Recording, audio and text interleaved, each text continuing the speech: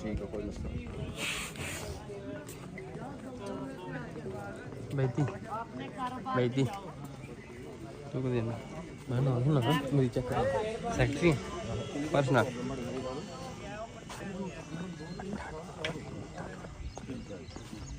sugar वगैरह तो नहीं पेश करो ना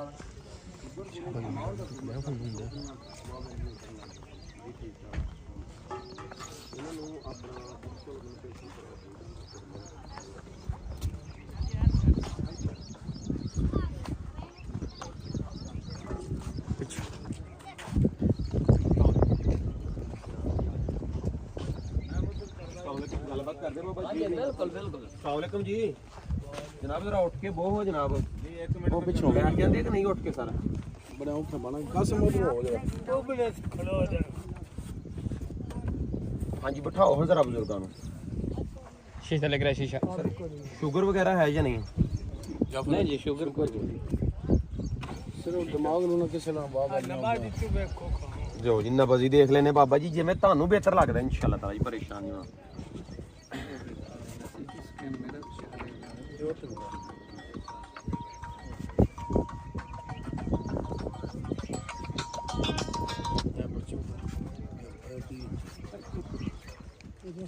बाबा जी एज उम्र कितनी है ਤੁਹਾਡੀ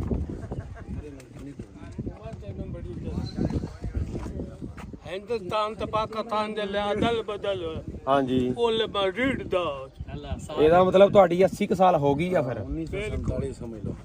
80 ਸਾਲ ਹੋ ਗਈ ਕਿਉਂਕਿ ਪਾਕਿਸਤਾਨ ਬਣੇ ਨੂੰ 70 ਸਾਲ ਹੋ ਗਏ ਆ हाँ ਅੱਛਾ ਠੀਕ ओल ਹੋ मैड्रिड दा ਅੱਛਾ ਠੀਕ ਆ ਚਲੋ ਅੱਲਾਹ ਪਾਕ ਖੈਰ ਵਾਫੀਤ ਰੱਖੇ ਸਰ ਇਹ ਸਭ ਦੱਸੋ ਇਹਨਾਂ ਦਾ ਡਾਈਟ ਪਲਾਨ ਕੀ ਖੁਰਾਕ ਕੀ ਇਹਨਾਂ ਨੂੰ ਦੇ ਦੇਣਾ ਮਸਲਾ ਸਰ ਲੱਤ ਬਾਜ਼ੂ ਦਾ ਨਹੀਂ ਬਲਾਕੇ ਜੋ ਉੱਪਰ ਆ ਦਿਮਾਗ ਦੇ ਵਿੱਚ ਨੀਚੇ ਮਸਲਾ ਨਹੀਂ ਦਿਮਾਗ ਦੀ ਵਜ੍ਹਾ ਤੋਂ ਲੱਤ ਬਾਜ਼ੂ ਕੰਮ ਨਹੀਂ ਕਰਦਾ ਪਿਆ ਬਾਜ਼ੂ ਜਿਹੜਾ ਵੇਖੋ ਕਿਦਾਂ ਬੈਂਡ ਹੋਇਆ ਹੈ ਮੁੜਿਆ ਪਿਆ ਪੱਟੀ ਕਿਸ ਤਰ੍ਹਾਂ ਹੋਵੇ ਸਰ ਇਹਦੇ ਵਿੱਚ ਜੋ ਹੈਗਾ ਮੈਂ ਉਂਝ ਦੱਸ ਦਿੰਦਾ ਠੀਕ ਹੈ ਜਦੋਂ ਨਬਜ਼ ਵੇਖ ਲਈ ਫਿਰ ਆਪਣੇ ਇਹਦੀ ਵੇਖਣ ਦੀ ਜ਼ਰੂਰਤ ਹੀ ਨਹੀਂ ਹੈ ਮੈਂ ਦੇਖ ਲਿਆ ਬਾਬਾ ਜੀ ਪੱਠਿਆਂ ਦੇ ਵਿੱਚ ਸਟਿਫਨੈਸ ਅਕੜਾਓ ਖਿਚਾਓ ਜਾਨੀ ਬਹੁਤ ਜ਼ਿਆਦਾ ਬਣਿਆ ਹੋਇਆ ਵਾ ਮਸਲਾ ਟੋਟਲ ਬ੍ਰੇਨ ਦਾ ਵਾ ਇਹਨਾਂ ਨੂੰ ਡਾਈਟ ਖੁਰਾਕ ਕੀ ਦੱਸਿਆ ਦੇ ਰਹੇ ਹੋ ਇਹਨਾਂ ਦੇ ਕੋਲ ਹੁੰਦਾ ਕੌਣ ਮੇਨ ਬੰਦਾ ਤੁਹਾਡਾ ਤੁਸੀਂ ਹੁੰਦੇ ਹੋ ਸਰ ਅੱਜ ਮੈਂ ਸਮਝਾ ਦੇਣਾ ਸਰ ਇਹਨਾਂ ਨੂੰ ਸਭ ਤੋਂ ਪਹਿਲਾਂ थोड़ा ਉੱਤੇ ਤਾਰ ਚਲੋ ਠੀਕ ਹੈ ਇਹਨਾਂ ਨੂੰ ਸਰ ਅੱਜ ਜਿਹੜਾ ਇਹਨਾਂ ਦੇ ਕੋਲ ਹੁੰਦਾ ਉਹ ਯਾਰੇ ਬਈ ਇਹਨਾਂ ਦੀ ਬਾਈ ਜਾਨ ਨੂੰ ਫਿਰ ਇਹ ਦੱਸ ਦਿਓ